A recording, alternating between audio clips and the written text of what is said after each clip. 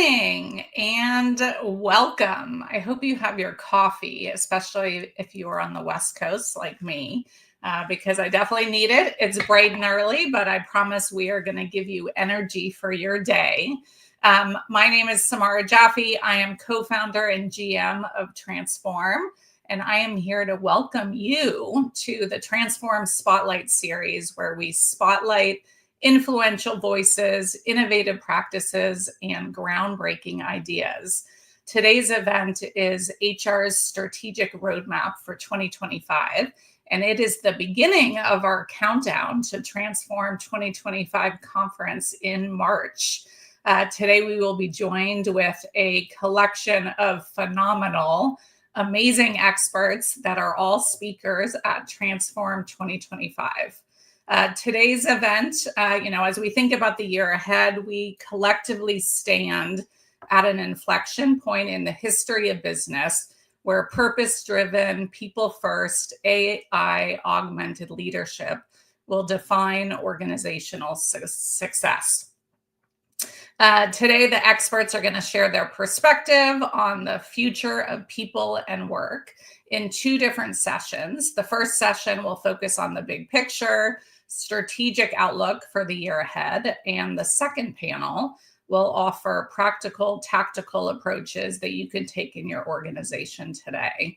I'm excited to quickly hand it off to our first moderator, Sonia Lesinia. I hope I pronounced that right. I didn't ask, but welcome. I'm going to give you a quick fun fact about you.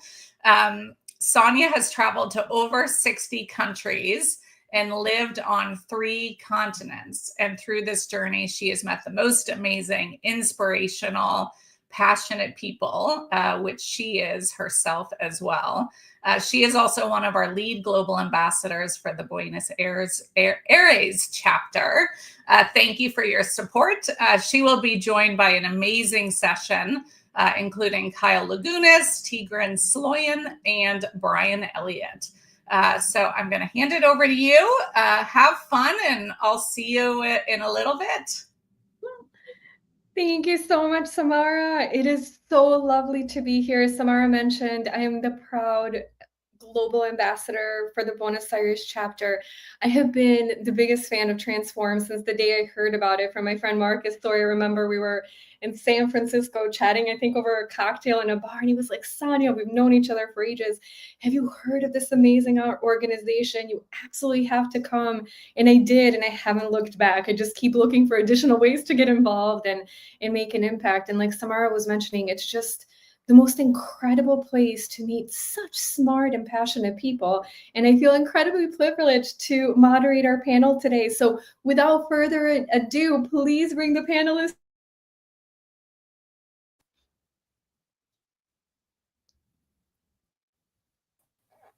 And one by one, here they come. Yeah!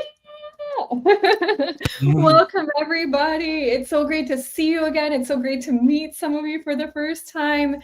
Again, just so lovely spending the time with you today. I'm so excited to learn from you. It's probably one of my favorite parts of moderating and being in a panel. I learn so much every time. So what we're going to do is I'll ask you to go around and introduce yourself just real quick, because I know all of you have such big stories to tell that we could probably fill up an hour and I'm sure books about each one of your histories. But just to give everybody a little bit of your background, because I think that's important as you share your vision, as you share your experiences for our audience to know a little bit around where that's coming from. And then we'll jump into the questions because we have a lot. And again, I know you have a lot to say. So I'll start going around in a circle. Tigran, would you please introduce yourself first? Hello, absolutely. Well, first of all, thank you for hosting this, and thank you for having me. Excited to be here. Tigran Sloyan. I am the co-founder and CEO of CodeSignal. We are on a mission to discover and develop the skills that will shape the future. I went to MIT, did computer science as my major, worked at Google for a couple of years, and then after that became obsessed with this idea of skills-based resumes, a future in which humans don't have to be judged by where they went to school or where they work, but rather what they can do. And especially with the rise of AI, I think is going to be more and more important because technology is changing faster than ever before and creating new types of skills we've never seen before. So excited to talk about that and more. Thank you so much, and thank you for the amazing work that you do. Amira, on to you next. Good morning, everyone. Amira Barger. I have the pleasure of spending my days largely with Edelman, the world's largest communications firm. Sometimes I teach at Cal State and UCSF, and sometimes I write for MSNBC and Fast Company on all things behavior communications, diversity, equity, inclusion, ESG, and women in the workplace. So I'm pleased to be here with you today. And I love that I get to have these conversations about helping people to reimagine what they think, feel, and do in the world, and how our actions impact those around us, from consumers to employees to our everyday lives. Thanks for having me. What an incredible background. Thank you so much, Amira. Brian, the torch on to you next. Great group. Amira, I've been tapping some of your work recently. We'll come back to that one undoubtedly. I'm Brian Elliott. I'm CEO of Work Forward. I'm an advisor to executives and leaders around the future of work topics, especially around flexibility, technology adoption, and culture at work. So I spent 25 years as an executive building companies, leading teams at firms like Google, Slack, and as a startup CEO. Founded a group called Future Forum back in 2020 that studied workplace flexibility and the role of flexibility in improving team performance and bringing people together, and therefore have spent the last 5 years debating return to office techniques more than I would ever care to. I spend a lot of my days, though, actually helping heads of people and heads of workplace basically establish better patterns for teams in terms of what makes people really feel a sense of belonging, productivity, and connection in the workplace. Great to be here with you all. Thank you so much, Ryan. I'm sure I'm a huge fan of your work. And yes, you've had a few years of probably very interesting debates for what's been going on in the workplace. So thank you for what you do and the passion that you have for arguing for flexibility.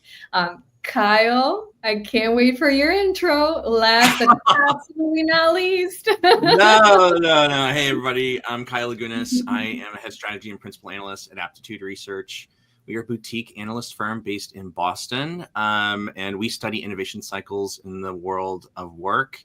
I've been on the vendor side as head of strategy at Beamery when they were between Series B and C. I was on the practitioner side at General Motors, helped contribute to a transformation project in talent acquisition. But I live and breathe in the research space. There's so many cool things going on in our world, and a lot of questions about it. And some of them we're going to talk about today. Excited to be here. Thank you so much. Thank you, everybody. So as you know, we prepared quite a few questions and have organized to the best of my ability so we can maximize our time. However, if somebody is making a comment and you're like, oh, Sonia, I definitely want to add something, please feel free to jump in. I always feel like these are conversations between friends, and I would love for the conversation to flow that way. Of course, like I said, we put some structure behind it, so it's not like, a bunch of friends having drinks or cocktails somewhere and it's like mayhem, but please feel free. And I know I'm a lot of times that person like that's on a panel, I'm like, oh wait, I want something to add. So absolutely feel free to jump in with any additional comments, or if you feel you want to answer a question, but I didn't get to you. So let's get started. The first question will go to Kylan Tigran. So as we stand at this inflection point where AI and human potential converge, what do you see as the most significant opportunity for HR leaders to drive transformative change in 2025? Big question, no pressure. Kyle, you go first. Oh, thanks. This is the question, to be honest. I think that for the last several cycles, we've been pushing for HR to get a seat at the table, like that proverbial boardroom table. I think the table we need to be sitting at is the AI table. We see these AI councils coming up more and more to create governance and to create best practices for the deployment of AI in our organizations. I am not seeing enough HR leadership at that table. And it worries me because I look at things like we all remember GDPR rolling out. If anybody was working with talent data, GDPR was it was real challenging. for us. It was not necessarily fit for our purposes. I want to make sure that anything that we're doing now in the enterprise space, in the world of work, that HR is able to contribute to that conversation. In doing so, we need to be more literate in AI. I'm observing that we are almost like doubling down on our HR expertise. We know HR best practice. We know HR policy. And I don't think that that is enough. We need to have that bridge that taps us into the implications and opportunities of AI on workforce. It is very tempting for organizations, especially today, like to cut back on costs. And AI has a lot of promise for optimizing for efficiency. But what about making sure that we have human-centric solutions? What about making sure that we're deploying AI in a way that enhances the human worker and doesn't displace them? So I really feel like we need to be stepping up, and it's gonna be a little bit of growing pains. We need to do what we're not usually great at, which is lean into our discomfort, lean into areas of ignorance or just lack of literacy is a friendlier way to say it. But we really need to get out there and get out and go to the conferences where we're talking about what's really going on. I couldn't agree with you more. And I was actually laughing the other day because I think I was on my Instagram account, and all of a sudden it went from like, oh, you should be doing Pilates and different things to like, here's AI applications to those over 40 here. And like literally, I'm like, well, at least they're finding us now, So now it's about, of course, staying proactive. But now it's gonna I think there are those really good reminders. So I absolutely agree with you. Tigran, what about you? Absolutely. I couldn't agree more with Kyle. Well, first, AI is everywhere. Sanya, to your point, right? Like everywhere you look, it's AI, AI, AI. But it's for good reasons, because it's an incredible technological innovation, and it's a phase in society that we haven't quite seen before. Even though it's not the first technological revolution, it wouldn't be the last. I think in some ways the reason that it's making more noise is that in some ways it's able to do knowledge work, parts of it at least, right? So when it's when you create technology that can do what we do, we naturally start to feel threatened, and people go into multiple different directions. Some go to, hey, we don't need humans anymore, AI can do it all. Others go down to AI, this is technology we haven't seen before, and we don't want to hear any of it. But I think, to Kyle's point, the organizations that are going to win are the ones that look at the happy middle. How do we combine humans with AI? Because humans can do so much more when they have these kinds of tools at their disposal. And I think part of the reason why it's so important to have more HR at the AI table is to have that human-centric approach to this, right? How do we help build the skill set of the humans we have? Because they're hungry, they want to learn, they want to get to that next step, they want to understand it, but it's changing so fast that even leaders are struggling to keep up with it. AI leaders are struggling to keep up with it. It's going so fast. So it's the job of the HR department, it's the job of the people department to say, we're going to help our people adjust, adapt, and keep going to that future and beyond. Yeah, and one of the things, so I've been experimenting more and more with AI, and I definitely feel like one of those, I'm a researcher and PhD and a little bit of an old soul, but I know that's the wave. And so one of the things that's been exciting for me is the use cases where I found AI really work for me. I'm like, yeah, okay, I get it. And it makes me want to do it more. And so I wonder if that's something HR can keep in mind. And I mean, that it's not unique to me, it's human nature, right?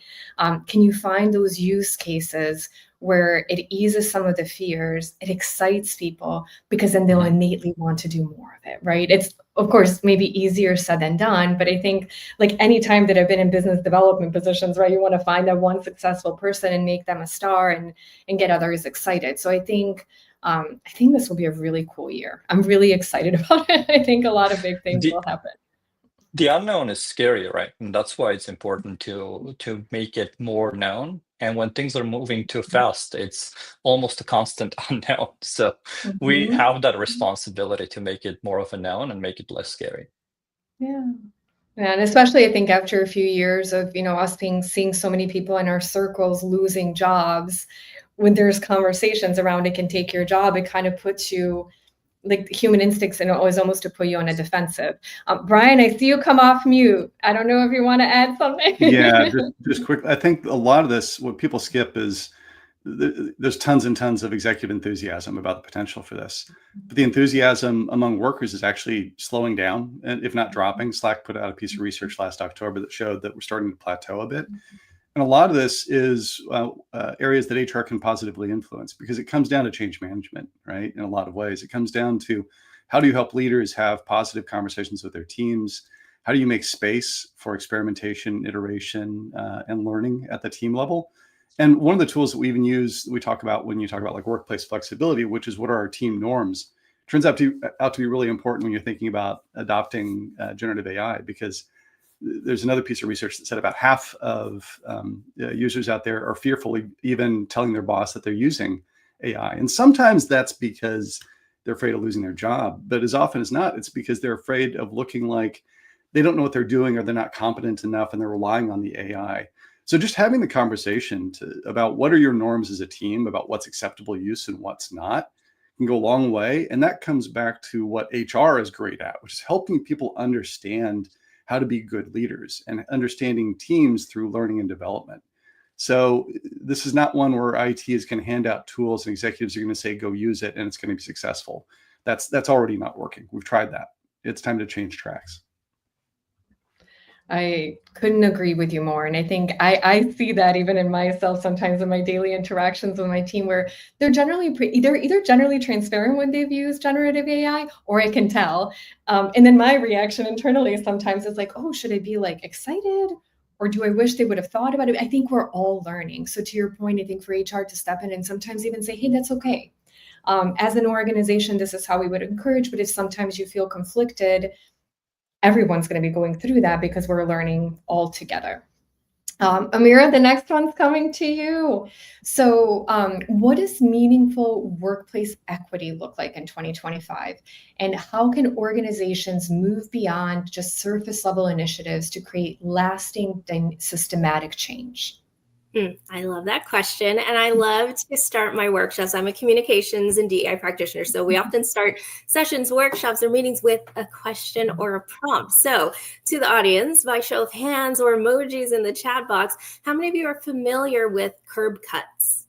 And to my fellow panelists too. Anyone familiar with curb cuts? Thank you, Brian. There's always one in the bunch, always one in the bunch. Today it's Brian. And so curb cuts, this is a great example to talk about what workplace equity means in 2025. I am here in the Bay Area. So right down the street is Berkeley, California. And back in the 1940s, we had veterans who were coming back from war and getting back into their everyday lives. And many of them came back with different ailments. They were now disabled. They had canes or wheelchairs, just different things they hadn't experienced before. And so a group of veterans got together with some students at Cal State, Berkeley. And they asked the city to put in curb cuts. And so curb cuts, you know what they are, even if you don't know. They're those little yellow divots as you're walking on the sidewalk at a crosswalk that help you if you were in a wheelchair, if you're riding a skateboard or a bicycle, or maybe you're pushing a stroller or using a walking stick. And the veterans and the students asked the city to cut them out. The city took too long, as they do. And so these veterans and these students took it upon themselves and they cut up the curb cuts. And so this is an example of workplace equity and what it needs to be, because we had a very specific and small population that had a very focused need. Our veterans needed to experience the outside world and the environment, and they couldn't do that with our very high sidewalks. They needed those curb cuts to cross the crosswalks and experience their city.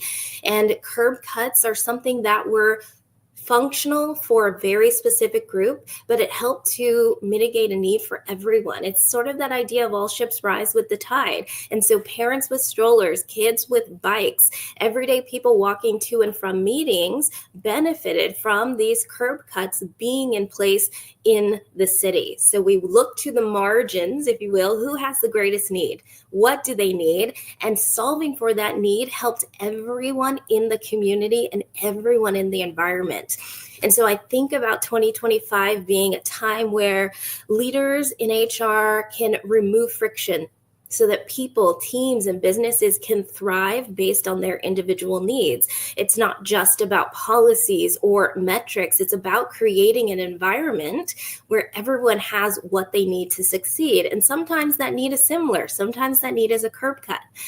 This year I was at a conference, or last year, 2024, I was at a conference and a team from Harvard presented this concept of leadership fitness. And there are 4 components that I want this group to walk away with today.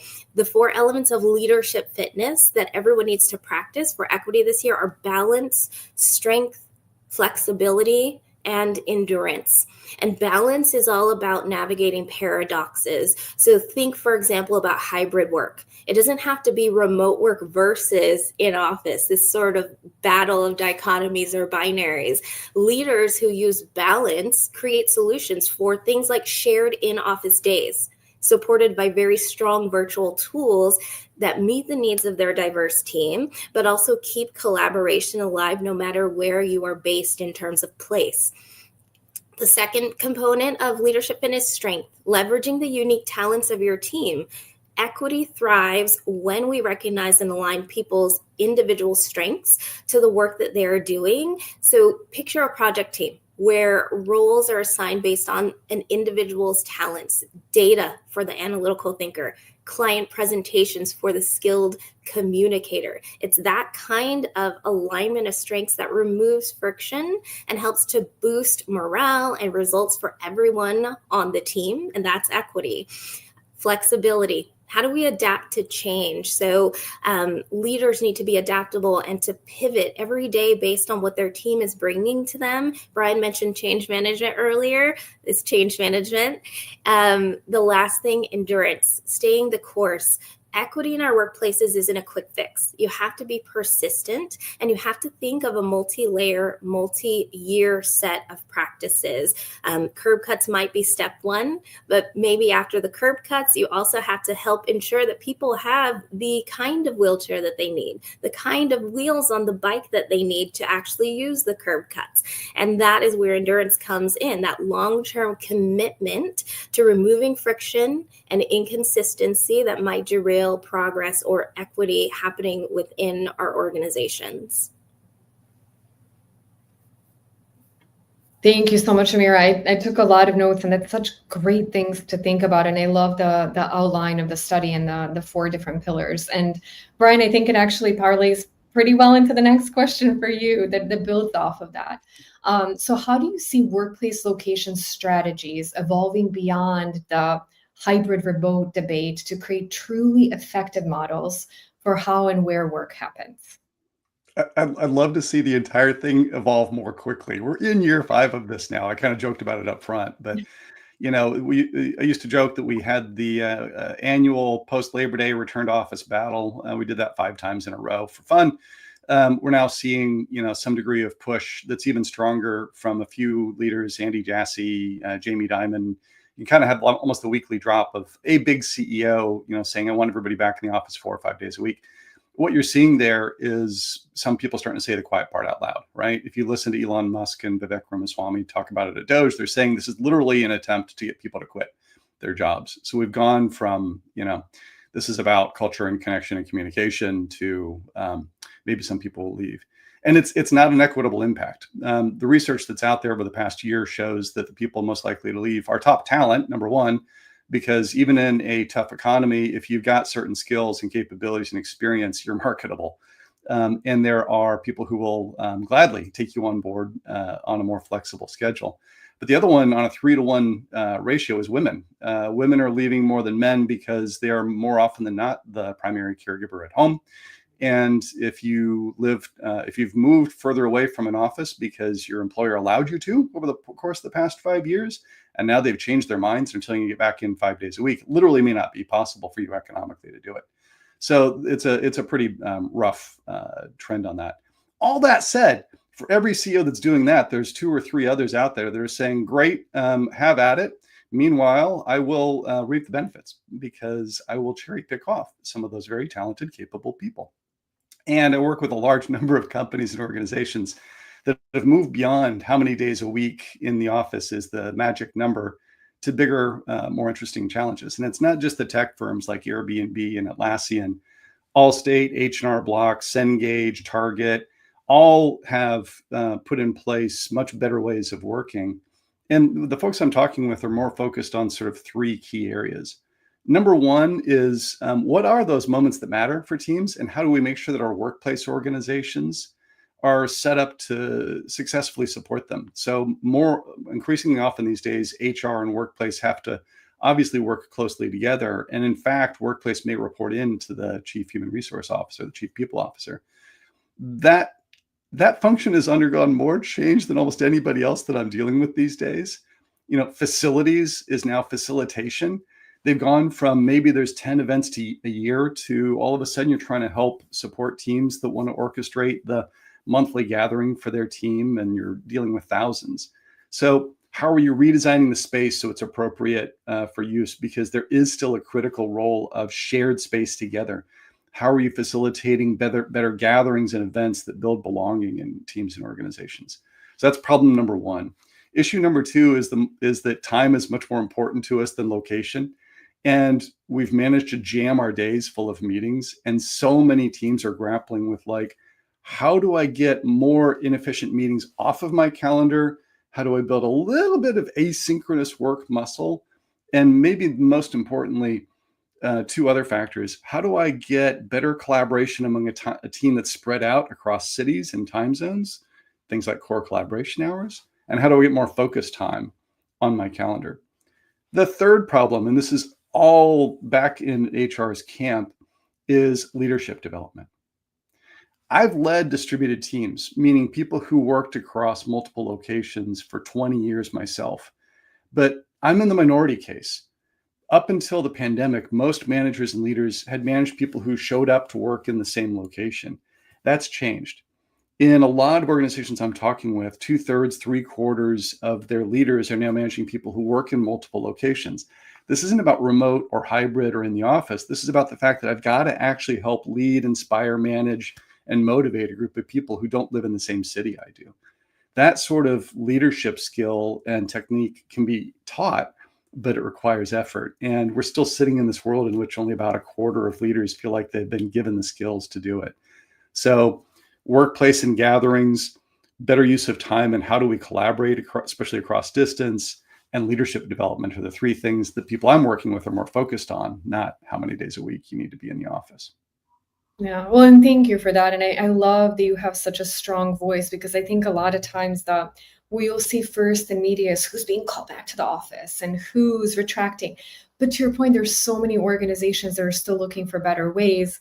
They just don't always make as good of headlines. So That's right. I always love following you. Whenever there is a big headline, you're like, wait a minute, I've got data and I've got other examples. Thank you for that. we didn't change our mind is not a very exciting headline, right? I know, right? But still, we need to find a way to make it like more exciting, because I definitely think what makes it is skewed, and then people don't know and people get scared. And to your point, I think for those who work hard and who are smart and who have good skills, they'll have different opportunities. And so when you're faced with these different things all the time, it starts to make, you nervous and doubt yourself. And it's good to, continue to surface those examples that are not the big organizations that are going back to 4 or 5 days a week. So thank you for the work that you do. And again, for your strong voice to go along with that.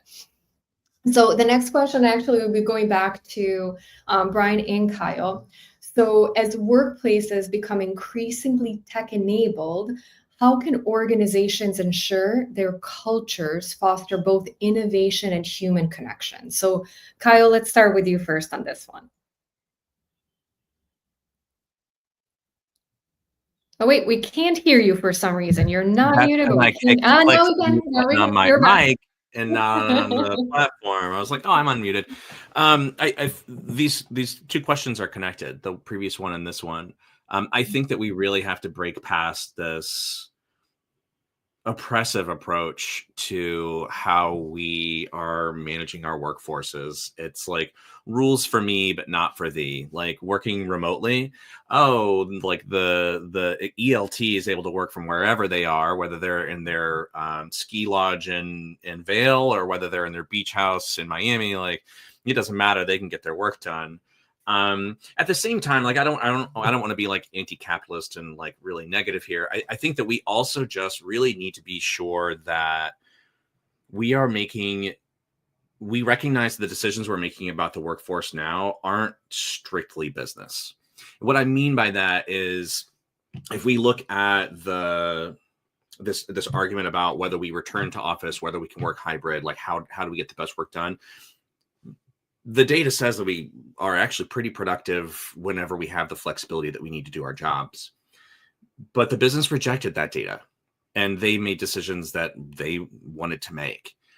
When I look at how AI is potentially impacting workforce, we're still continuing to just prioritize purely bottom line. And I think that's very short-term thinking. And I get it. I mean, we have to react to decisions that are right in front of us. And I don't know that HR teams are equipped with the data and insights to really have a challenging conversation when these decisions are being made. But something's got to give, right? There is a lot more. It is not just lovey-dovey to say that we need to make sure that we are future-proofing our workforce and that the decisions we're making to resource the organization and to move faster and to operate more efficiently, that doesn't mean having a fully automated operation or as extensively as technically possible. Tigran's a technologist. What is technically possible and actually viable are different things. And I think what's actually viable is there's a lot more to take into consideration than if we buy this and implement this, will it save us $6 billion because we can get rid of all of our administrative or moderately skilled workforce?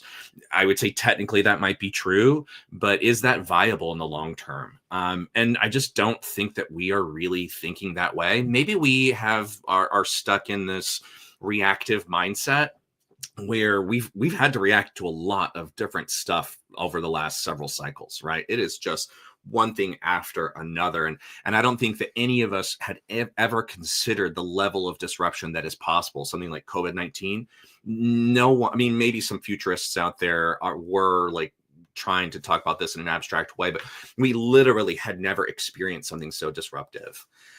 I do believe that AI is becoming that disruptive itself. The last great transformation we saw in enterprise was the move to cloud. And although maybe the cloud architects and the technologists do think that was truly transformative, but y'all, none of our people processes really changed. None of the way that we engage workforce really evolved. It was just we moved our filing cabinet into some other space.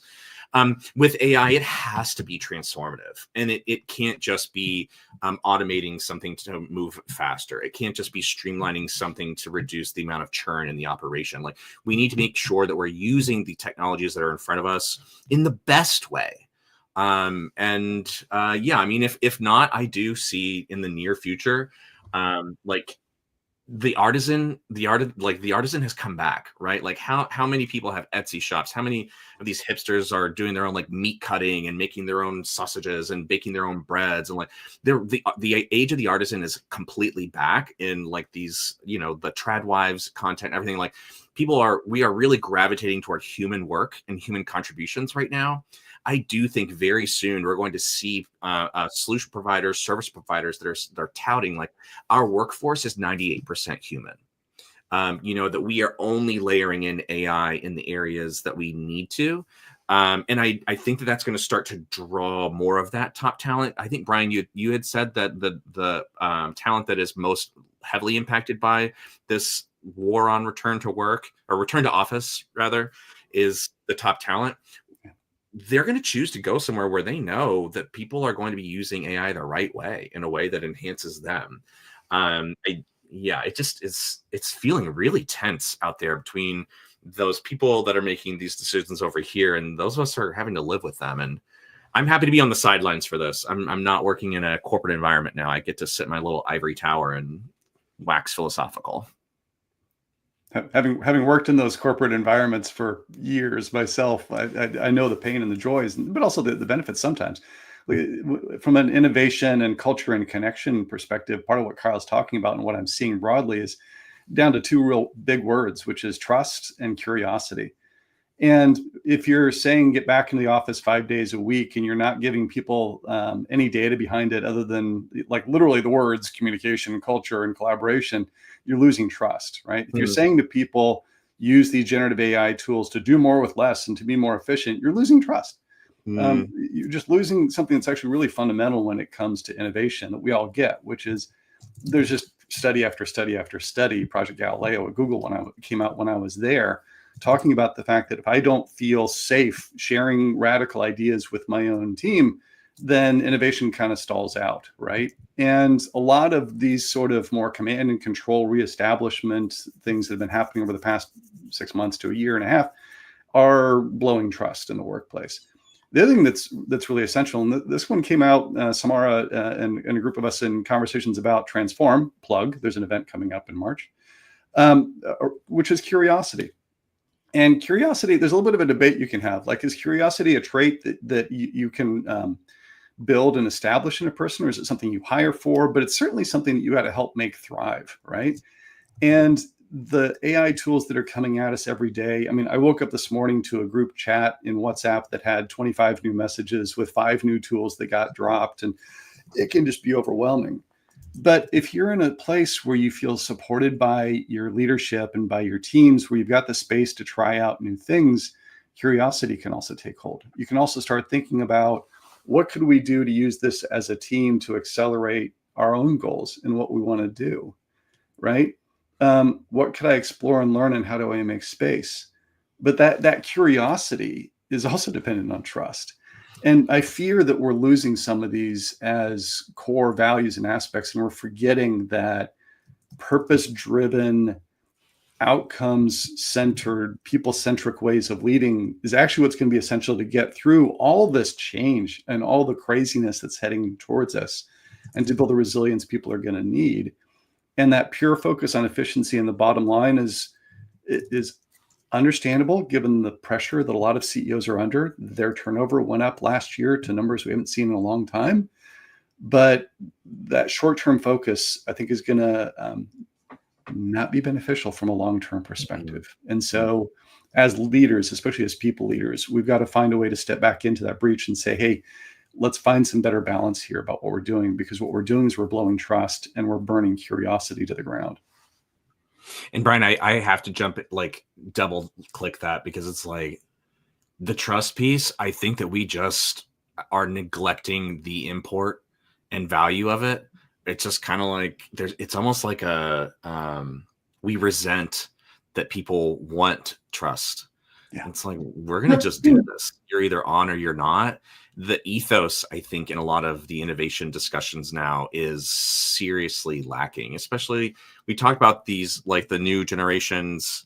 I'm a geriatric millennial, so I don't believe I'm part of this anymore. But we want to work and be a part of something that matters and that's contributing. And I just feel like the ethos of some of this innovation is antithesis. And it just doesn't play out well as we keep going over another 5 years. You're here.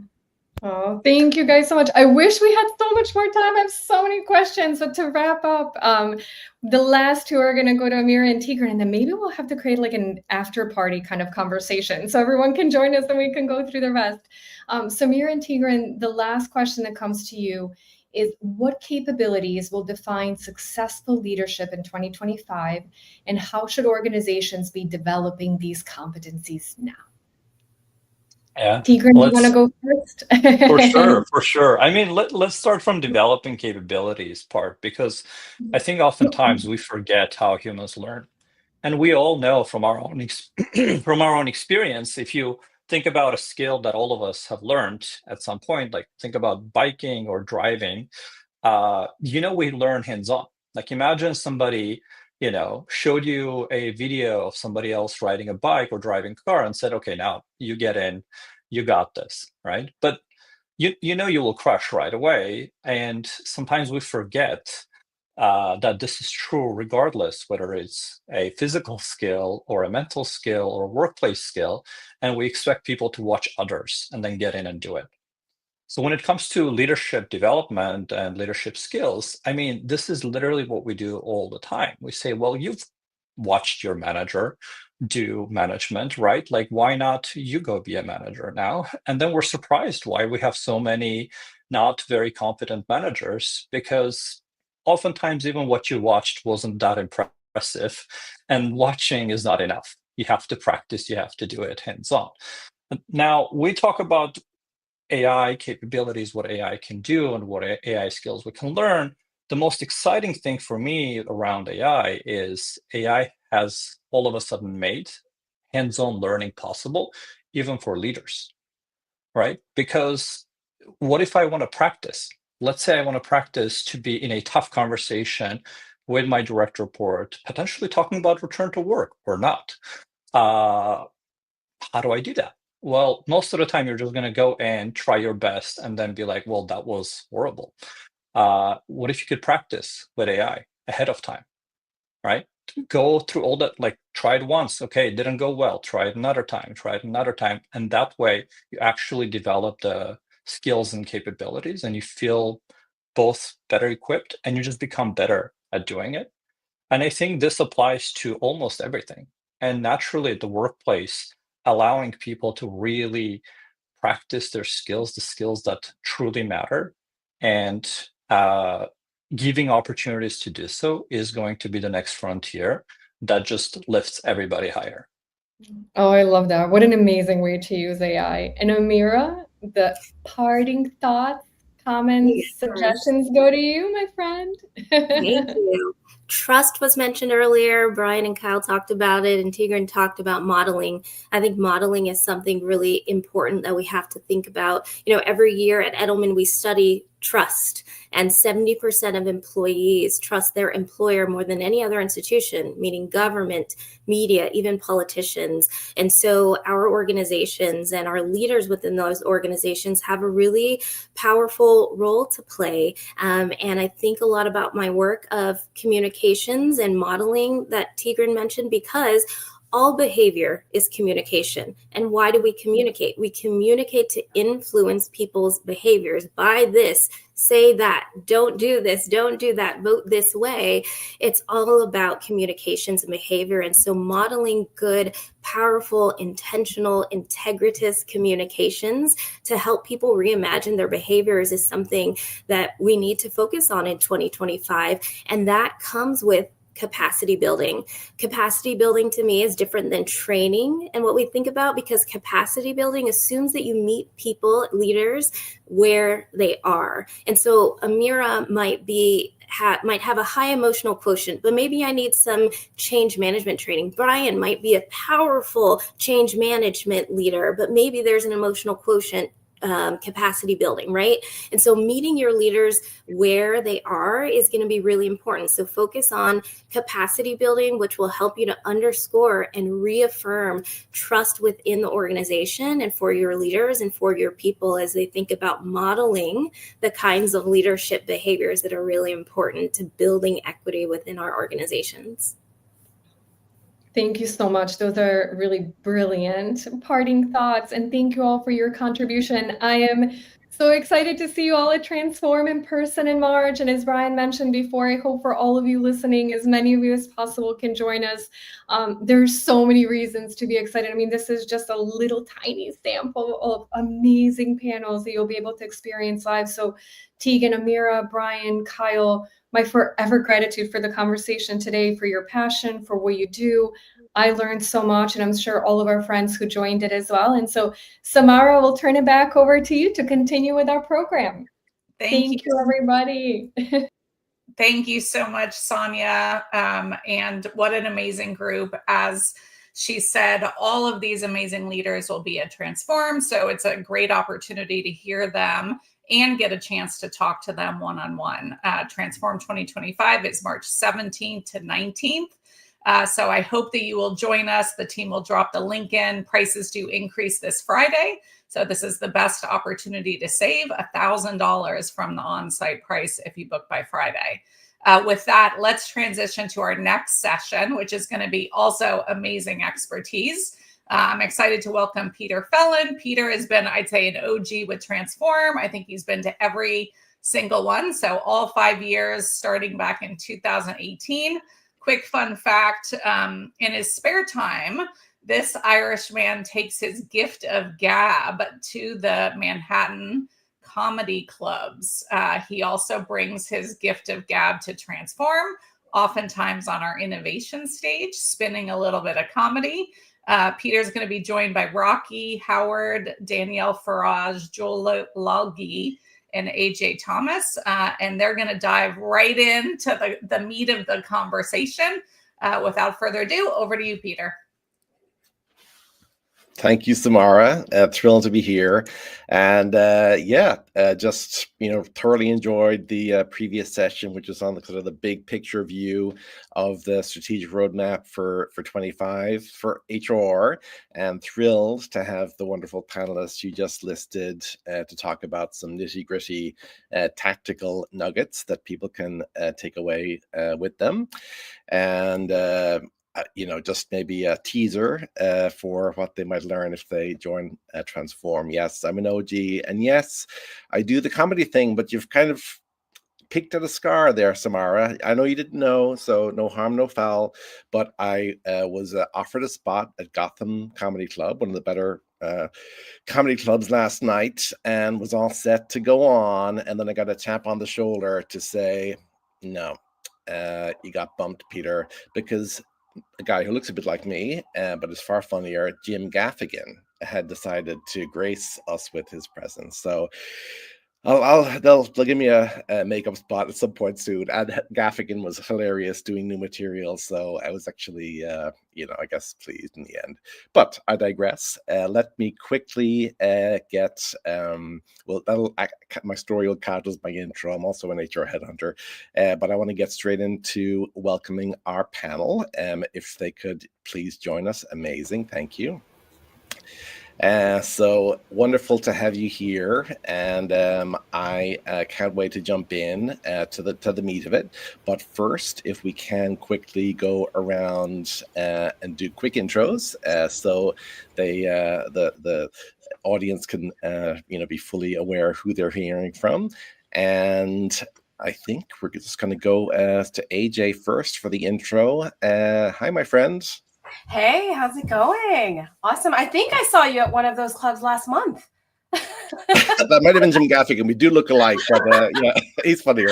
There you go. Well, hi, everyone. My name is AJ Thomas. I am the founder and general partner at Good Trouble Ventures, and also a CEO at the Troublemaker Lab. Previously led global talent experience and people products team at Google X, Alphabet's R&D and innovation lab. And I like to call myself a professional dancer. I've had many different pivots through operations, product, HR, talent, as well as support engineering. So kind of got a smattering of each of the different pieces, and now pivoting into the investing world. So very, very nice to meet everyone and talk about the future of work and what's happening in 2025. My goodness, you're a multiple threat, AJ. I've also heard you sing as well as the dancing. My God. Next up is Joel.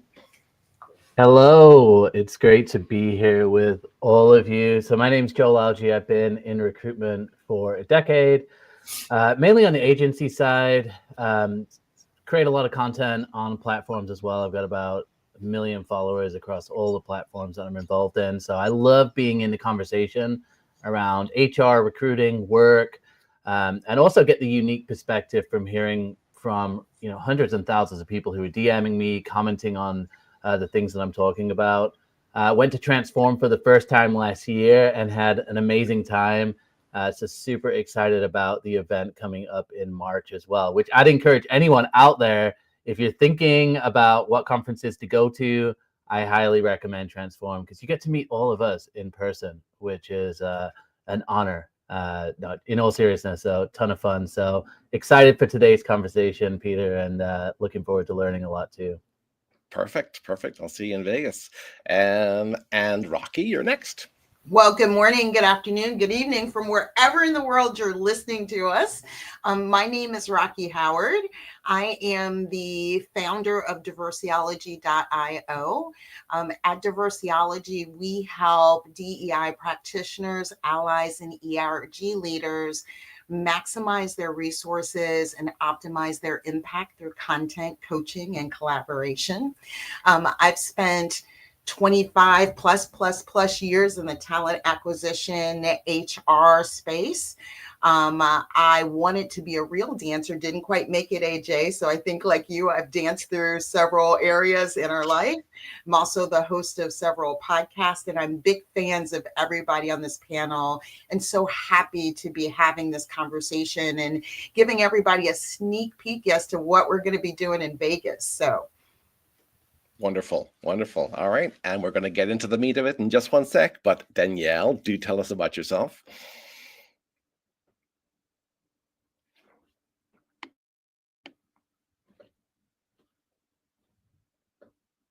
I can't hear you, Danielle. And you're unmuted, but maybe something on your end.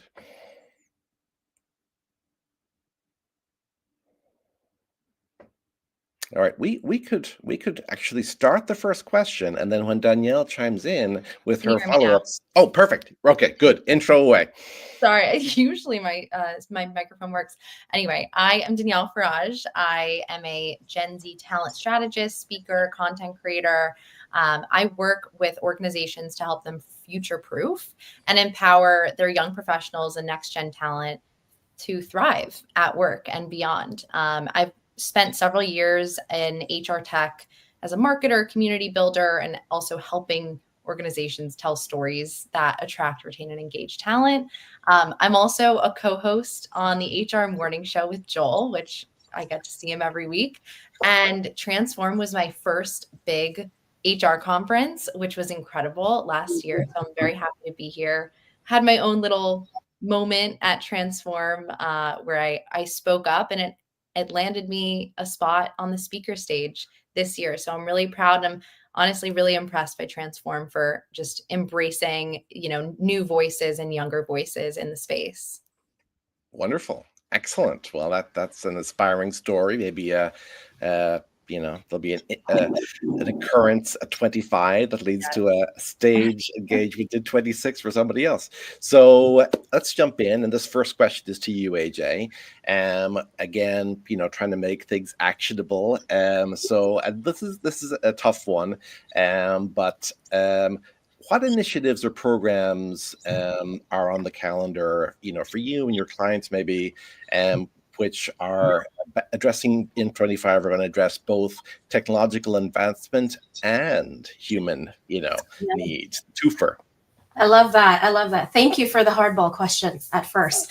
I was recently at CES, and one of the things that Jensen had said in his keynote was that IT departments will be the new HR departments of an AI transformed organization. And I had to really pause to think about that. Because if you think about some of the different initiatives that are happening, we kind of came into this experimental phase in this last year and prior as ChatGPT just blared right through the global stage, right? I think this is a year where I'm seeing initiatives, specifically even investment in VC portfolios that are investing in AI companies, to really look at what is the education around understanding how we got to where we are. And so I think the roadmap for 2025, specifically for HR organizations and leaders, is to really tap in and partner with L&D and also the IT department to kind of co-create something where there is an education around the technology meeting the human aspect of how it is to use these technologies and implement them. And One of the things that I'm really impressed with is departments, and I talk a lot about, the things that Arvind Casey is doing, for example, at Roblox, because he's actually married that role, where, you have somebody who is a people leader that is also leading systems for the organization.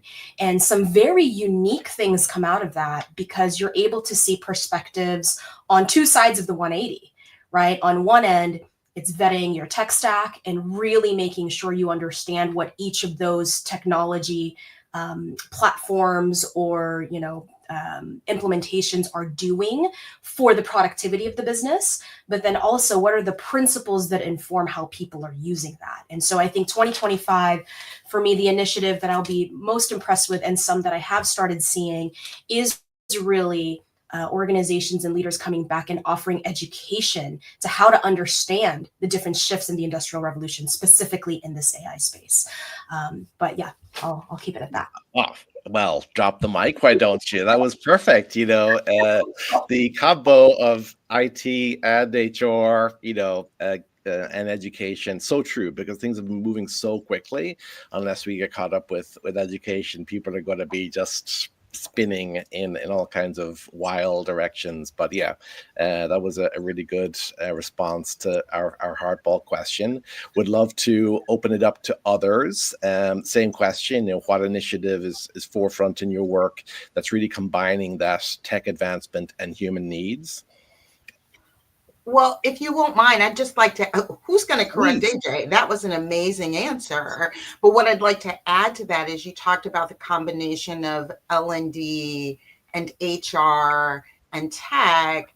I need to advocate for the voice of DEI to be in there. Now, we know we're having a lot of conversations about, is it going to be called DEI?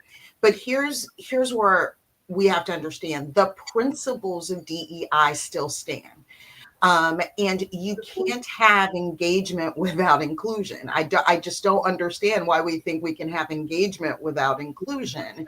And so as we're going down and we're also navigating the fear that people have about the bias in AI, we need to have a representation at the table to make sure that the decisions that we're making regarding our tech stack, especially as they affect our people and our key stakeholders in the business, are equitable. And here's the truth of the matter. People are biased too. Why wouldn't the AI be biased? And so the more that we get involved, the more that we have companies, I'm sure Joel is going to talk about EQF, I would hope, but the more we have companies like that who are doing the work and mitigating the biases, they're building the tech, we have to consider that as we're looking at that tech stack and what we're going to implement and how it affects inclusivity, what we call at Diversiology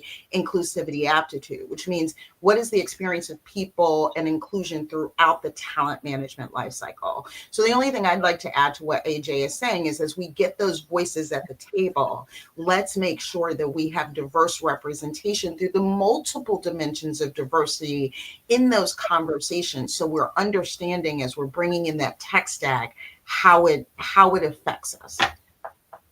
Yeah, I would love to tack on to Rocky as well. And I love that you said all of the different dimensions of diversity, because a lot of the time we don't talk about age diversity.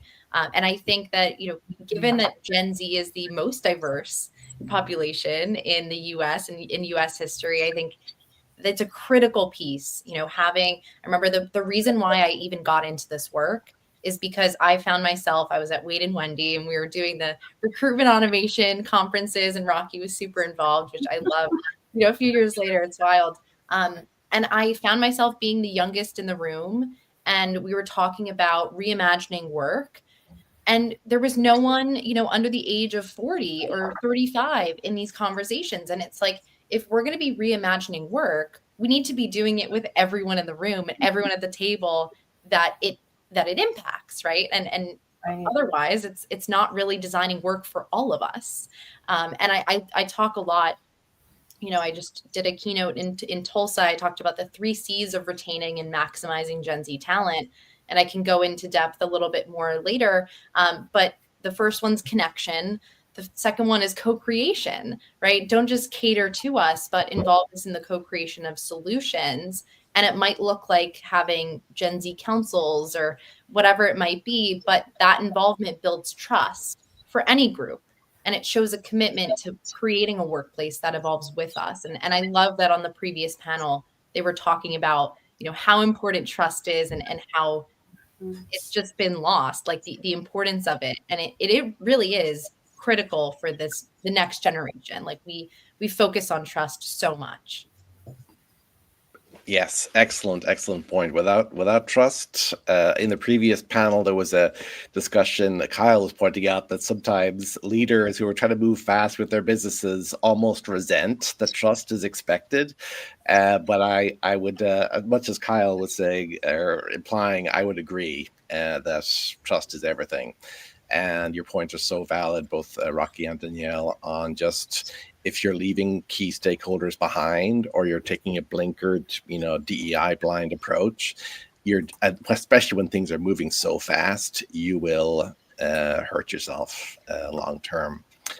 Danielle, let's stay with you for the next question. We'll get specific. What AI tools are you using right now, and what impact are they having?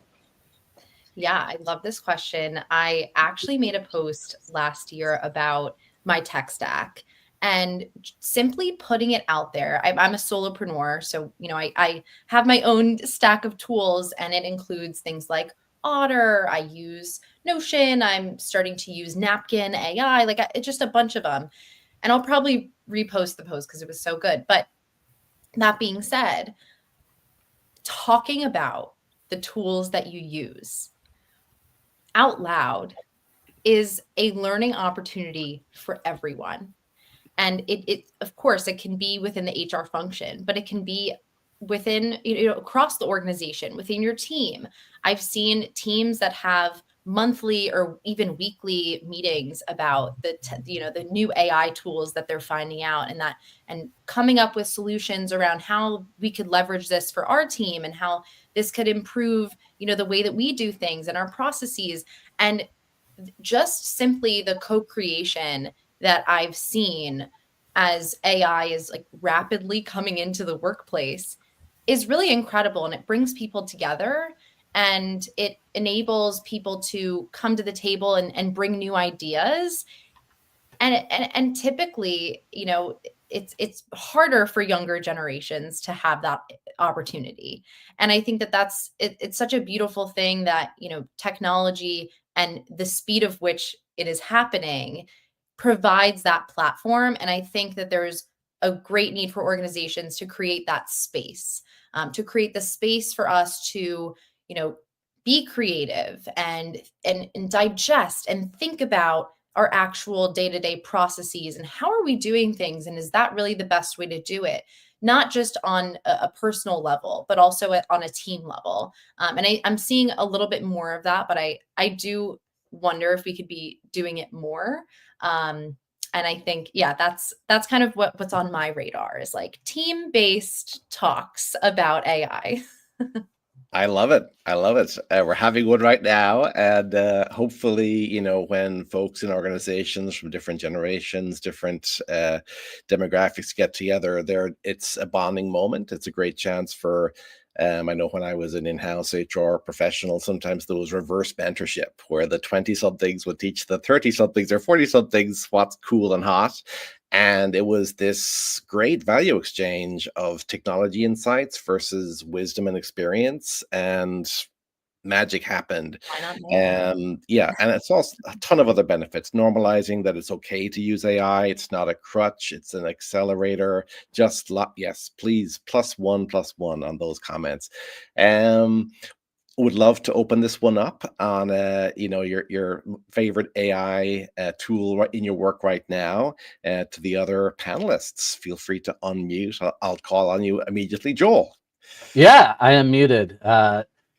So I think, like Rocky said, one of the tools I'm using a lot, and it's not even necessarily a tool anymore. It's more of what I would call a solution, an AI solution, is eq.app, and you can check out eq.app. But one of the things that eq.app I think is doing is they do have a suite of tools, but they're thinking more about solutions. And I think a lot of people have alluded to this across social media, but I think we're going to hear more about agents versus tools. I think tools are 2024, 2025 is going to be the year of the agents. So the advice I give to anybody, whether you're in HR, recruitment, marketing, sales, whatever function you're in, I really think if you're going to spend time researching AI right now, really researching the AI agents that are out there and what types of tasks that they're really involved in. And I think when you break down the tasks that I've seen, at least within recruitment, for example, anything that's repetitive, that just takes time. So, for example, an AI agent that could do phone screens. And I know the immediate reaction is, oh, I don't want to do an AI phone screen with an AI agent. I want a human. But the reality is, most people, when they apply to a job, if they don't hear anything back, they would much rather speak to an AI agent versus go into a black hole. So this could be the same with, I think within HR, it could be, some sort of level of employee relations where you get an immediate response, right? It could be with customer service, same thing.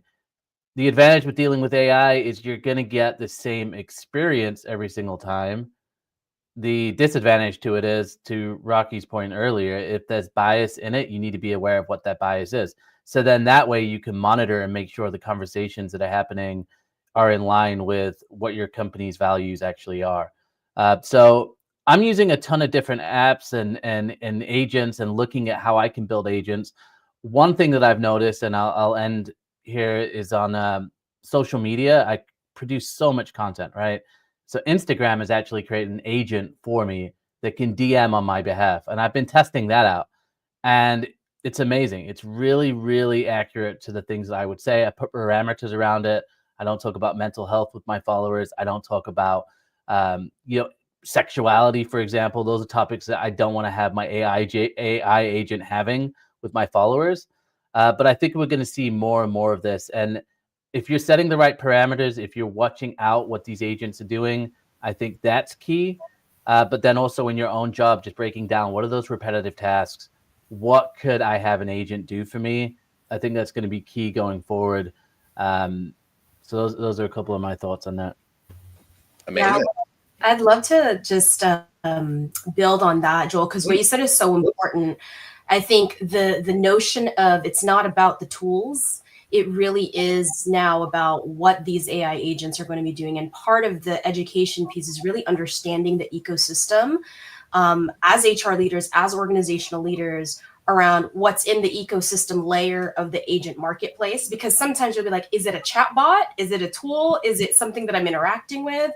Well, there's usually also an application layer, which are the different apps in the marketplace. There is a management layer around what you were just talking about, permissions and security. And then there's the data layer around what is being pulled, to what Joel just said, around what is it that he's putting parameters around so that agent can interact on behalf of you without you being there, right? I think for HR leaders specifically, if you think about highly regulated organizations that have, for example, financial implications, the insurance space, the healthcare space, there is such a policy and a protocol around KYC called Know Your Customer. We will probably start seeing in our space, if we're not already, KYA, Know Your Agent. And there's different protocols and policies and things that we need to make sure we understand, so that, to Rocky and her point around making sure it has an inclusive view of how we're crafting it, we are also paying attention to who the decision makers are that are putting these policies together. Because to Danielle's point, the next generation that's going to benefit for this, they also need to be in the room to make sure to define all of those. So this AI agent space, something to pay attention to. Jeremiah Ouyang has a really amazing ecosystem map that I would encourage all of you to take a look at, that shows these different layers and different tools. I love that. What I would say is I'm going to answer it quickly from two different perspectives. Diversiology is a proud AI powered business, right? And when AI first came out and I took some training, there was something that the trainer said that resonated with me and I think has guided and impacted my view on AI, which is at the time the person said, AI is best built and ChatGPT is best built for individuals who already have subject matter expertise. So if you are a subject matter expertise, then you become basically a tech-enabled power builder because you're using this in a way where you can guide and you can give your expertise. And then the technology helps to format that around you. And the reason we're able to build content at scale is because of AI. The work and the amount of work and the amount of quality work and content that we build for our community and our customers, we would not be able to do and provide them affordable prices if it was not for AI. And so I think the important message I'm trying to say here, and I've got a whole tech stack, anybody wants to talk about it. My friends call me their tech person because I'm always into it. I'm always researching it. I'm a geek. I have a ton of fun doing that. So we can always talk about the diversiology tech stack.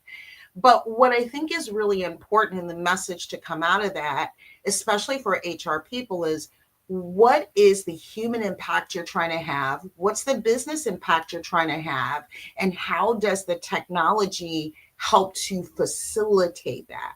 How Joel made a comment earlier. How do we take these repetitive tasks and let a tech do that so that we can let our people have more high value impact, or that we solve a problem? So it's one of the reasons why I like the EQ app, because it takes some of that repetitive stuff and it lets the recruiters really focus on building relationships and communications with their pipeline.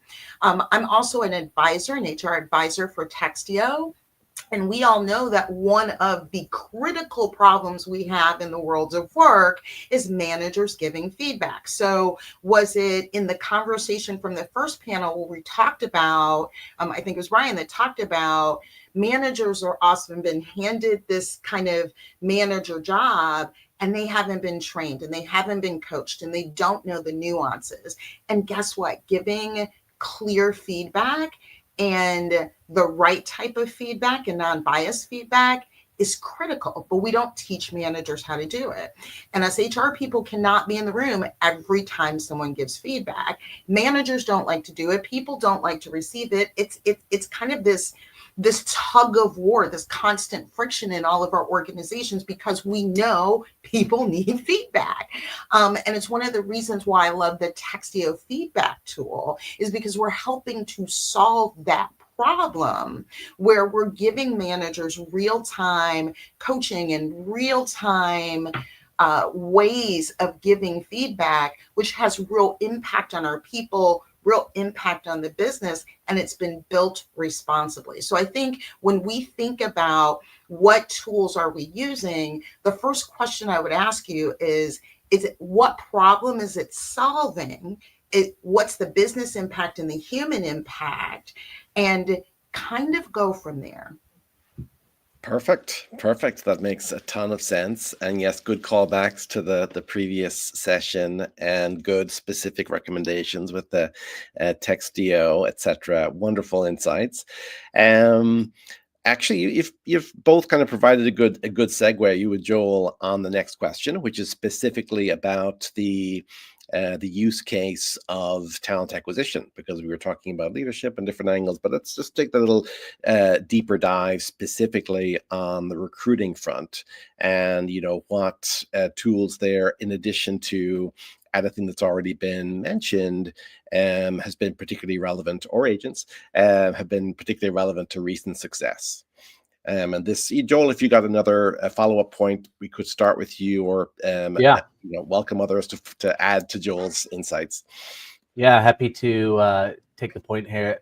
For a little context too, I probably get 3 to 5 tools a day that are reaching out to do demos, not necessarily even to for me to buy their tool, but just for me to try it and potentially collaborate and do work. So great thing is I have time to actually explore a lot of these tools as well.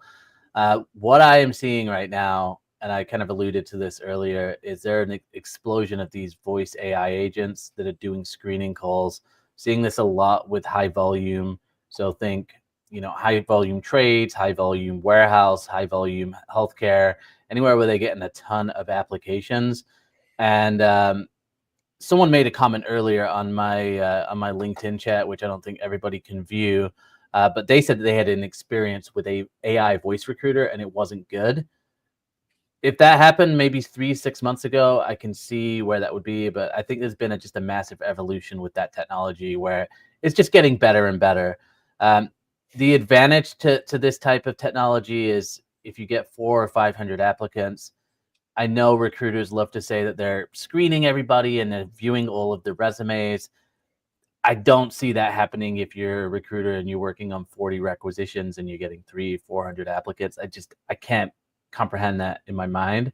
With this type of technology, it does give everybody a fair shot in terms of they're all going to have the same conversation with the AI tool. There's no more like kind of random black hole where you don't get feedback, get scheduled the interview quickly. So there's a lot of advantages. I think maybe some of the disadvantages are, I think you've got to be really careful of where you add the human into the mix. So making sure that they're still having interaction with a human recruiter, still having that interaction. I also think it kind of counteracts the issues with the resumes that we're seeing on the job seeker side, where the resumes are getting better because job seekers are using AI to craft great resumes. So I think the screening portion I'm seeing a lot more technology around sourcing, which I think we've seen that obviously over the last 5-10 years. But the messaging even is just getting better, where I'm seeing not just the ability to message 100 candidates with the same message, but be able to message at scale with really highly personalized messages that are pulling things from their profile or project work they've done. And then I think the last area that I'm seeing a lot of tools coming around is interview intelligence. So I think of tools like MetaView, BrightHire, and there's a ton of these companies, right, that are transcribing the interviews people are having. Now, for recruiters, it's great because they don't have to type notes, but overall, it's amazing because you can really start to see if you've got 1,000 interviews or screening calls going on, you can really dig deep and say, do we need to train our hiring managers on interviews? Do we need to train our recruiters? Do we need to make more space for applicants that are applying that maybe are not getting the same amount of talk time as other applicants? So you're really able to analyze. And so if you are doing this over years, you can really start to see the weaknesses in your interview process. That's what I'm excited about. And then I have had one company reach out to me that's looking at references, which I think is a great idea, and like just automating the reference checking as well, which is, I've only had one company reach out to me about that. But those are some of the use cases I'm seeing that are common. I'm excited about them. So yeah, I'm curious to hear from other people as well. I know I probably took every idea. No, that was gold right there. We love it. Thank you, Joel. Anything else, folks? Danielle, you're unmuted. Yeah. Well, I wanted to underscore the importance from like a candidate perspective. I'm having a lot of conversations with people of my age, an age group, which is Gen Z, and a lot of, obviously recruiters are getting so many more applicants per requisition, and it's hard. It's like most, I think there was, Joel, you and I were talking like a few months ago on the morning show about how it's like, you have to apply to 500 jobs to like get one interview. And I think it's really, from a candidate perspective, it's hard. It's hard. It impacts your mental health. It could be really daunting. It's a really hard job market right now. And so thinking about, the past few years and seeing this shift of thinking about candidates more as, from a customer standpoint, how could you deliver a positive experience, even if you are rejecting them, I think is becoming so much more important, because the way that people find jobs now, more and more, and rely on, they rely on other people to tell them, oh, do you like your job? We're doing a lot more, as I like to call it, cultural investigation with amongst our friends. And that's how we're applying to jobs. It's how we're landing jobs. Most jobs are filled through people, not job descriptions, and applying to them online. And so I think it's important. And also there's like a study that came out that we're talking about, millions of jobs being displaced by AI. The World Economic Forum predicts that in the next 5 years, 170 million jobs are going to be created and 92 million will be displaced, which creates a net of 72 million.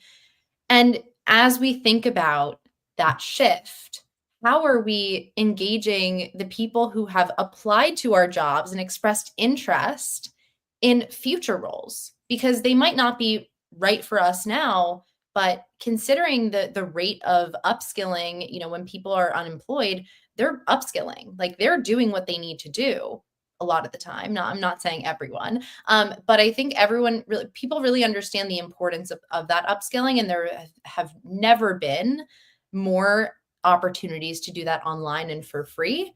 And so I think that we need to be more mindful, organizations specifically, about how we actually engage, those candidates that we are rejecting, because realistically, we're looking at a talent shortage in the future.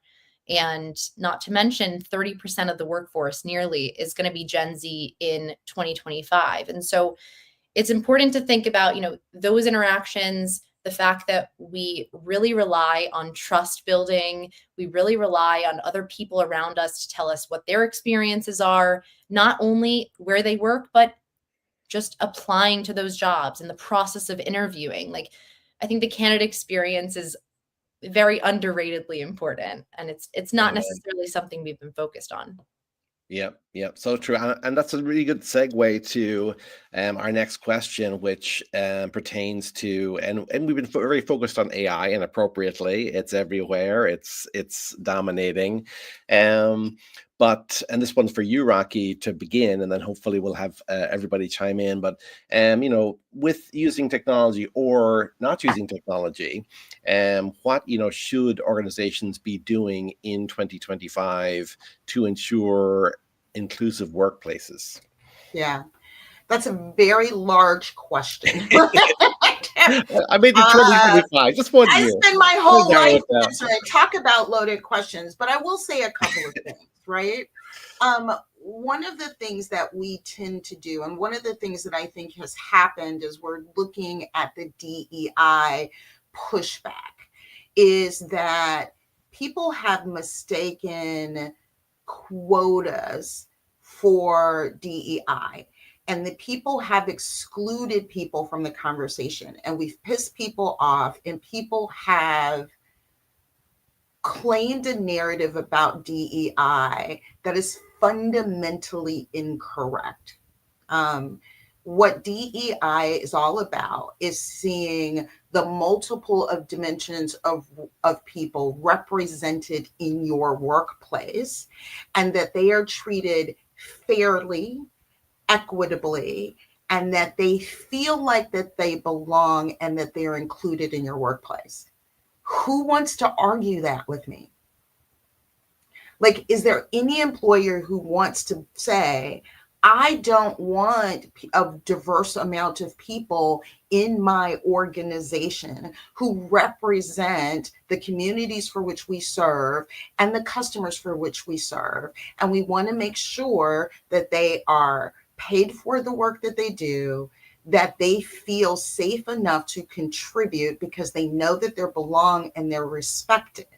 Like, it's really that simple. And so we've turned this into and look, y'all, I love a good 4 and 6 letter word, but when did DEI become the 4-letter word? And so what I would encourage workplaces to do is to come back. Like, I no longer care what you call it, but I do care that you hold on to the very principles for which it was built. And so when you think about this year, part of the other problem for me as a diversity practitioner, and I knew this in 2020 when we saw the spike in everything, is that much like the same evolution happened with HR practitioners, and we wanted a strategic seat at the table and we wanted to be your business partner, DEI needs to be the same. How does DEI tied to your business imperatives and human imperatives? How does it align with your organizational strategy? And then what is your plan to implement it? I'm an ops person, throughout the talent management lifecycle. And then clearly, what does it look like for you? So we have this whole model, we call it our reflect model, but what does it look like for you? Have you actually taken the time to review and think about, why am I doing this? Am I doing this because, and part of the reason why we're seeing what we're considering the de-evolution of DEI is because when people made all these announcements about DEI in 2020, they didn't have a strategy, they didn't have a plan, and they didn't know their why. It was the cool kid thing to do that got you a lot of press. And I also think companies need to be very careful. I know we're seeing a lot of announcements about companies who are eliminating DEI. And that may be true. And those were the companies that were never bought into it in the first place. That's the truth. There were some companies who did it for performative reasons. But I also want you to read through the lines. This has been 18 months of a horrible economy where all companies have downsized all resources for a variety of reasons. So are we overplaying DEI positions have been eliminated because we like the narrative and the, scintillating story it tells? Or has it been proportioned to the rest of the business and DEI is still important and the work is getting done? So I just think we have to ask some questions. I could go on and on. I'm going to shut up and give someone else space because this is a real button for me. So. Wow. Well, you definitely covered a lot quite succinctly, just from that perspective at the end on, what's really happening here. Is the proportionate, disproportionate, probably a bit more disproportionate than we might like, but still it's a more nuanced story than the headlines might offer. And then just the point of, back in 2020, were the amazing, maybe performative interventions built on strong logical foundations, or is it a bit of a house of cards that crumbled, before our very eyes? So thank you. But so we've very little time left. What we're going to do is quickly have folks add to your hard act to follow, Rocky, on this topic. And then I'm going to do a surprise question, a lightning round. So brace yourselves for that. But anybody else like to add on the inclusivity point? I think just a really great way to maybe think about this in a tactical term for folks is to ask two very simple questions based on everything that Rocky just said and what we know about what's happening. It's a variable question. How might we do X so that Y is the result? And we have to do the work as an organization to figure out what X and Y are. And once that is clear, then asking the question, now what needs to be true? And then continuously really looking at that and figuring out as a team and a leadership team what needs to be true for X and Y. Perfect. All right. And here comes the lightning round before we invite Samara back in to wrap. So this is going to be related to March. And so if you can say in one word which topic you are most looking forward to exploring more deeply in Vegas in March. And I'll go back to you, AJ. Sorry to put the pressure on. And we'll go around from there. I'm really looking forward to seeing the new things that are being built in the future of workspace, because the future of work is human. So I'll keep it nice and tight. Perfect. Love it. Joel? Yeah, I'm excited to actually just hear more about how companies are involving humans, because I do feel like the last couple of years has been so heavy on tech. So just like how are companies managing that human and tech aspect of work? All right, we got a lot of humans so far. Rocky? Future. How are people looking at the future of work and building more human-centered workplaces? Perfect. Danielle? I'd say integration. So how are we integrating AI and humans, but also human to human? Mm-hmm. Perfect. Great. Thank you so much. You're amazing. Look forward to continuing the conversation in Vegas in a couple of months. And Timberland, right, Peter? oh yes, absolutely. Let's go. Let's do it. Yeah, amazing. There will be dancing. Oh, and there will be Samara. Thank you, everyone. Thank you, guys. Our queen of transform. Oh, thank you. I am blown away. This has been an amazing hour and a half. There is absolutely no possible way I could summarize all the amazing insights and nuggets and takeaways and ideas that were shared by this collection of Transform 2025 speakers. But this is a great teaser of what you can expect, right? This plus so much more. Imagine 350 amazing experts like this, all in 3 days. So as a reminder, March 17th to 19th, 2025, prices increase this Friday. So buy now to get your ticket, plan your schedule, start thinking about who you want to spend time with, get your dancing shoes on, since we will be letting loose to close things out with Timberland on Wednesday, the 19th at the closing party. Thank you all so much for joining us. This has been amazing. Certainly gave me a full heart and a lot of ideas to go through the rest of the week. So thank you again. And I hope to see everyone in Vegas in March. Have a great day. Bye.